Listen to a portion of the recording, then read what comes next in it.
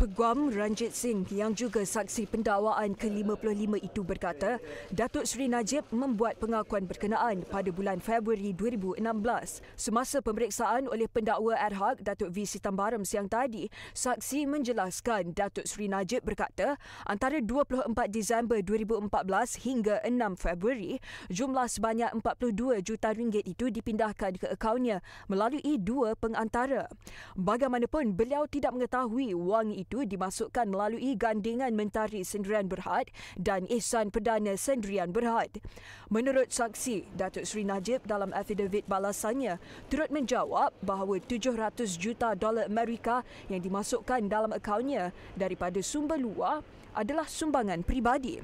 Menyambung keterangannya, Ranjit memberitahu mahkamah, bagaimanapun pada 22 Mei 2018, Datuk Seri Najib menarik saman fitnah yang dikemukakan terhadap anak guami itu berhubung satu penerbitan artikel dalam portal berita yang mendakwa bahawa bekas Perdana Menteri itu menyalahguna dana milik 1MDB.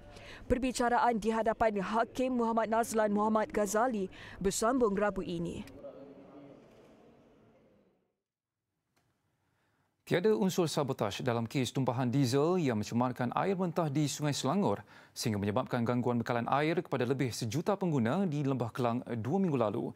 Ketua Polis Negara Datuk Seri Abdul Hamid Badur berkata, hasil siasatan mendapati wujudnya unsur kecuaian pekerja yang diupah oleh kerajaan negeri untuk membersihkan sungai.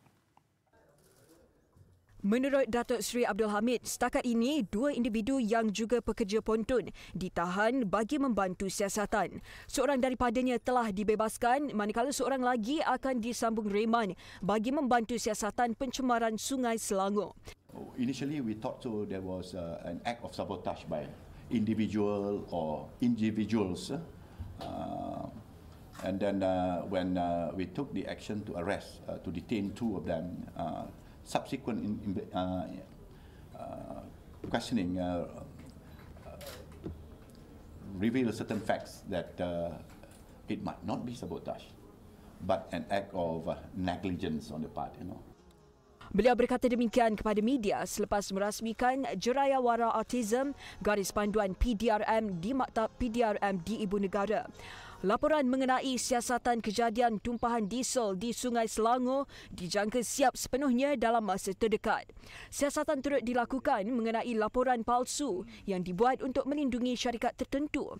21 Julai lalu, pencemaran diesel di Sungai Selangor mengakibatkan loji rawatan air LRA Sungai Selangor Fasa 1, Fasa 2 dan Fasa 3 serta LRA Rantau Panjang terpaksa dihenti tugas.